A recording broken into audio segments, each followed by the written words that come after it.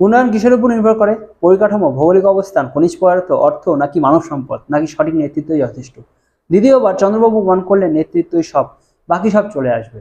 1991-তে দক্ষিণ ভারতের সবচেয়ে পিছিয়ে থাকা রাজ্য, 1993-তে হালধারা ব্যাঙ্গালোর তখন দুর্বার গতিতে এগোচ্ছে। হঠাৎ 1998 খবর এলো হায়দ্রাবাদে এসেছে মাইক্রোসফট, কর্ণাটকের মাথায় হাত। এরপর তো দশকে চন্দ্রবাবু রাজশেখর রেড্ডি দেশে 1 নম্বর জায়গায় নিয়ে গেলেন এই রাজ্যকে। শিক্ষা, স্বাস্থ্য, বাণিজ্য, গবেষণা, সেচ, সড়ক, মৎস্যচাষ, কৃষি, পোল্ট্রি সবকিছুতে হায়দ্রাবাদ এবং অন্ধ্র।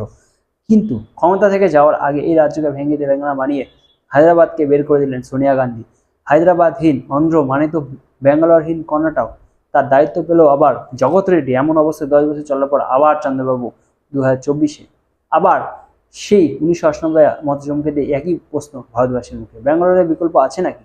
শুধু এইবার হায়দ্রাবাদের বদলে বিশাখাপট্টনম, মাইক্রোসফটের বদলে গুগল, ব্যাঙ্গালোর থেকে গুগলের ডাটা সেন্টার ছিনে নিল চন্দ্রবাবু। সঙ্গে ভারতের প্রথম কোয়ান্টাম কম্পিউটিং নগরী হতে চলেছে অমরাবতী। দ্বিতীয় প্রশ্ন, কোনো রাজ্য বা দেশকে শূন্য থেকে উন্নয়নের শিখায় নিয়ে যেতে গেলে কত বছর লাগে?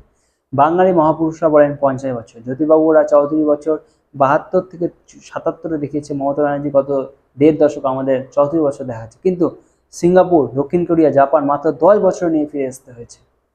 আমাদের দেশের উদাহরণ আছে কি? চন্দ্রবাবু 5 বছর আগের বার ফিরিয়ে দেন অবিভক্ত অন্ধ্রের ভাগ্য। নবীন পট্টনায়কের 10 বছর, কিন্তু এখন আর 20 কোটি এর যুগ, মাত্র 1 বছরেই খেলা শুরু করে দিচ্ছেন চন্দ্রবাবু।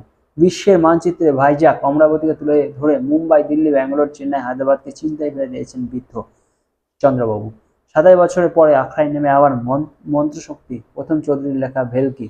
75 বছর বয়স, যেখানে বিদ্যার সাথে হার মানে সেইখানে পুঁতবেন, যখন পুঁতবেন বেরোবে বট বৃক্ষই হয়ে।